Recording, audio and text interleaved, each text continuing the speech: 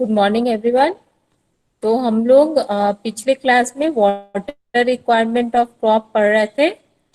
तो उसमें हम लोगों ने जो भी उसके डिफरेंट डेफिनेशंस हैं और crop season and crop in Maharashtra definition, crop period, base period, जो भी है उसको हम लोग ने डिस्कस किया। ड्यूटी क्या है, डेल्टा क्या है, उसके बीच में क्या रिलेशन होती है, उसको मैंने तुम लोग को क्लियरली बताया है।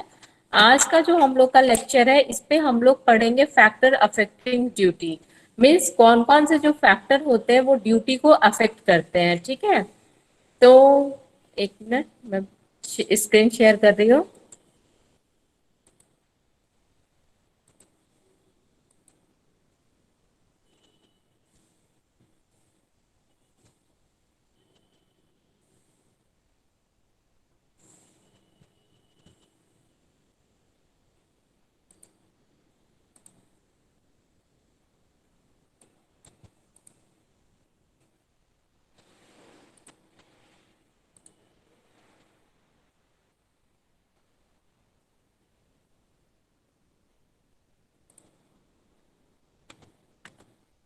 हाँ, तो इसमें है फैक्टर्स अफेक्टिंग ड्यूटी। तो ड्यूटी क्या है वो तुम लोग जान चुके हो कि हम लोग एक क्यूबिक वाटर से कितना एरिया को हम लोग इरिगेट करते हैं, उसे हम लोग ड्यूटी कहते हैं। अब है कि कौन कौन से फैक्टर है जो कि ड्यूटी को इफेक्ट करते हैं। ठीक है, तो इसमें हम लोग देखेंगे फैक्टर अफेक्टिंग ड्यूटी, इंट्रोडक्शन जो भी था ड्यूटी के बारे में, कि जो भी एरिया ऑफ लैंड इरिगेटेड होता है unit volume of irrigation water से, तो उसको हम लोग ड्यूटी कहते हैं। और क्वांटिटेटिवली ड्यूटी को तुम डिफाइन कर सकते हो, area of land expressed in hectare that can be irrigated with unit discharge.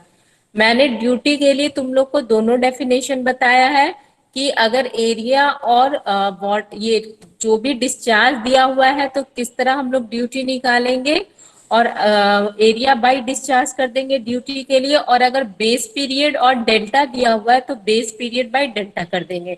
दोनों से हम लोग ड्यूटी को कैलकुलेट कर सकते हैं। किस तरह का ड्यूटी कब क्वेश्चन में किस तरह से हम लोग को डील करना है वो क्वेश्चन में दिया रहेगा, क्लियरली दिया रहेगा।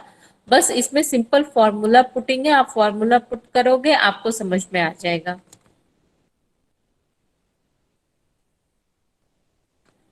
हाँ, ये एक रिलेशन था जो मैं ड्यूटी के लिए बताई थी, बी बाई डेल्टा से हम लोग करेंगे।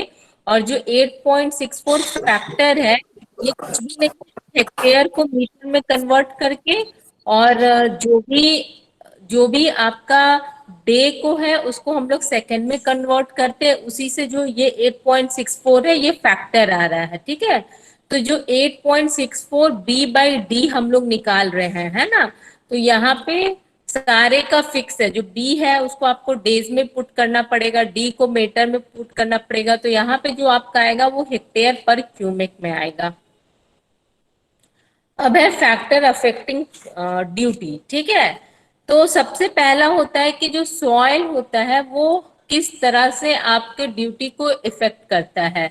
तो अगर कोर्स ग्रेन सॉइल है, मैंने यहाँ पे दिखाया है, वो अगर ये कोर्स ग्रेन सॉइल है,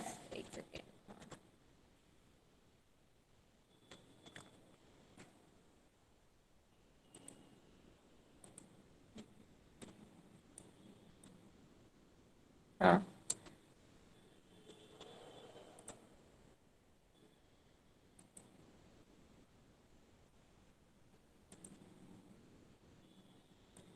देखो ये है ना, क्लियर दिख रहा होगा, कोर्स ग्रेन सॉइल है। इसमें क्या होगा, जो कोर्स होगा उसमें वो ये पोरस होगा, तो परकोलेशन लॉसेस हाई हो जाएंगे। परकोलेशन लॉस हाई होगा मतलब जो तुम जितना पानी दोगे तो वो ज्यादा से ज्यादा नीचे जमीन में चला जाएगा, जितना रिक्वायरमेंट चाहिए क्रॉप को उससे पानी उसको कम मिलेगा। तो इसके कारण क्या होगा, हमें वाटर की रिक्वायरमेंट ज्यादा होगी, तो इसका ड्यूटी क्या हो जाएगा, लो हो जाएगा। इसी तरह नीचे हम लोग देखेंगे जो फाइन ग्रेन सॉइल है उसमें क्या दिया हुआ है कि परकोलेशन लॉसेस लेस होगी, तो उसकी ड्यूटी क्या हो जाएगी, हाई हो जाएगी। सेकेंड, तो हम लोग कह सकते हैं कि अगर जो फ्री ड्रेनिंग सॉइल है उसमें लॉसेस मोर होगी, तो ड्यूटी रिड्यूस हो जाती है, ठीक है। और अगर जैसे कि तुम जो ब्लैक कॉटन सॉइल का भी एक एग्जांपल देख सकते हो, उसको क्या होता है, उसमें वाटर होल्डिंग कैपेसिटी बहुत ज्यादा होती है, जिसके कारण उसकी ड्यूटी बढ़ जाती है। सेकेंड है टाइप ऑफ क्रॉप, ठीक है। तो अब मान के चलो दो तरह का क्रॉप है, एक क्रॉप ए, एक क्रॉप बी है, ठीक है। तो कुछ ऐसे क्रॉप होते हैं जिसमें पानी की रिक्वायरमेंट ज्यादा होती है, यानी कि पानी की अगर रिक्वायरमेंट ज्यादा है तो क्या हो जाएगा, यानी आपको ज्यादा डिस्चार्ज देना पड़ेगा, यानी कि आपका डेल्टा है वो बढ़ जाएगा। ड्यूटी डेल्टा क्या होती है, इनवर्सली प्रोपोर्शनल होती है। तो वहां पे पानी, लार्ज क्वांटिटी ऑफ वाटर की रिक्वायरमेंट होगी, तो वहां पे ड्यूटी लो हो जाएगी। पर अगर हम लोग क्रॉप बी को देखेंगे, तो क्रॉप बी में क्या हो जाएगा, लेस क्वांटिटी ऑफ वाटर की रिक्वायरमेंट होती है, तो वहां पे क्या हो जाएगा, ड्यूटी हाई हो जाएगी, ठीक है।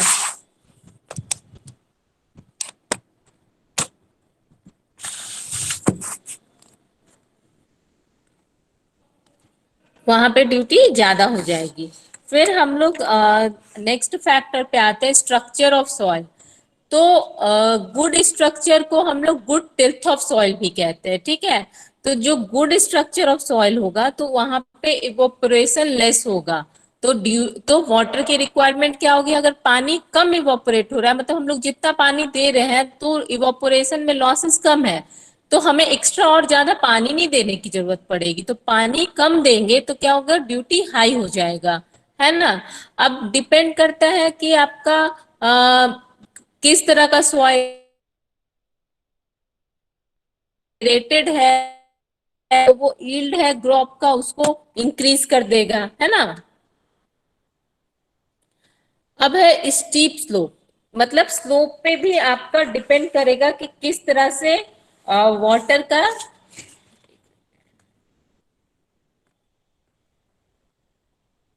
हाँ, इसी तरह डिपेंड करता है स्लोप पे, आपका किस तरह का स्लोप है।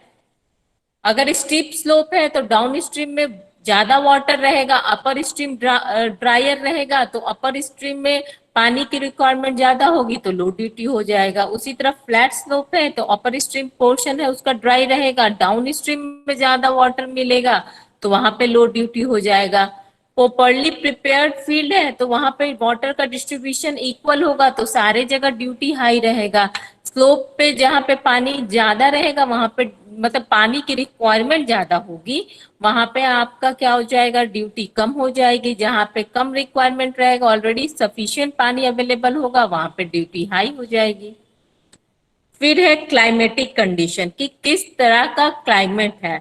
अब जैसे कि टेम्परेचर है, विंड वेलोसिटी हाई है, तो इवोपरेशन ज्यादा होगा, इवोपरेशन ज्यादा होगा तो ऑब्वियसली ड्यूटी लॉस हो जाएगा।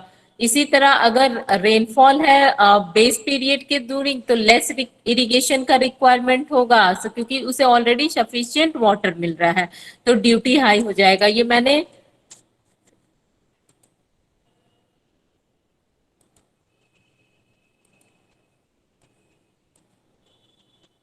मैंने देखो दिखाया है कि किस तरह से ये देखो ड्राई लैंड है ना, यहाँ पे इवापोरेशन ज्यादा हो रहा है, तो यहाँ पे तुम्हें और पानी देना पड़ेगा। नॉर्मल मान के चलो हम लोग तय किए थे कि इस क्रॉप के लिए हमें 100 हेक्टेयर 100 क्यूमेक वाटर को डिस्चार्ज करना है, पर चूंकि इवापोरेशन में पानी का लॉस बहुत ज्यादा हो गया तो हमें एक्स्ट्रा पानी देना पड़ रहा है, तो ये इसकी ड्यूटी लो हो जाएगी।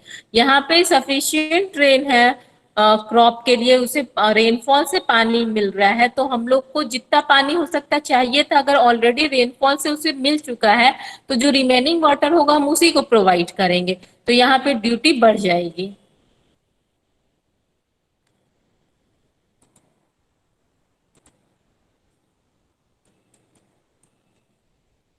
इसलिए मैंने इस दोनों को क्लियरली लिख दिया है।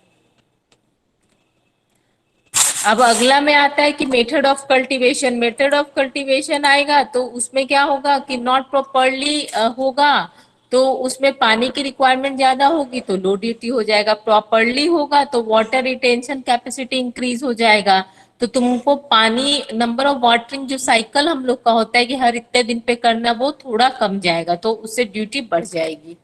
फिर सिस्टम ऑफ इरिगेशन, कि हम लोग का सिस्टम क्या है इरिगेशन का। नॉन पेरेनियल है तो वहां पे ओनली ड्यूरिंग फ्लड सीजन तुमको पानी अवेलेबल रहेगा, बेस्टफुल यूज होगा वाटर का तो लो ड्यूटी रहेगा। पेरिनियल है तो उसमें हमेशा पानी अवेलेबल रहेगा, जिसके कारण सॉइल तुम्हारा हमेशा वेट रहेगा, गीला रहेगा। तो वो ऑलरेडी जब अगर सैचुरेटेड कंडीशन में है कुछ भी, तो उसमें जितना पानी ड्राई को चाहिए उसके कंपैरिजन कम पानी की रिक्वायरमेंट होगी, तो ड्यूटी वहां पे बढ़ जाएगी। फिर सिस्टम ऑफ इरिगेशन पे है कि कैनाल इरिगेशन है कि टैंक इरिगेशन है। अगर कैनाल इरिगेशन है तो हम लोग का जो कमांड एरिया है, वो अगर कमांड एरिया सोर्स से दूर है, मान के चलो जहां पे तुमको पानी पहुंचाना है और जहां पे तुम्हारा कनाल है, दोनों के बीच में डिस्टेंसेस ज्यादा है, तो ऑब्वियसली तुम जब भी पानी को डिलीवर करोगे तो ट्रांसमिशन लॉसेज होगा, वो मोर हो जाएगा। तो इसके कारण क्या हो जाएगा, आपका ड्यूटी कम हो जाएगा। और अगर यही टैंक इरिगेशन है तो कमांड एरिया अगर आपका क्लोज टू टैंक है, ट्रांसमिशन लॉसेज यहाँ पे लेस होगी, तो यहाँ पे ड्यूटी क्या हो जाएगा, हाई ड्यूटी हो जाएगा।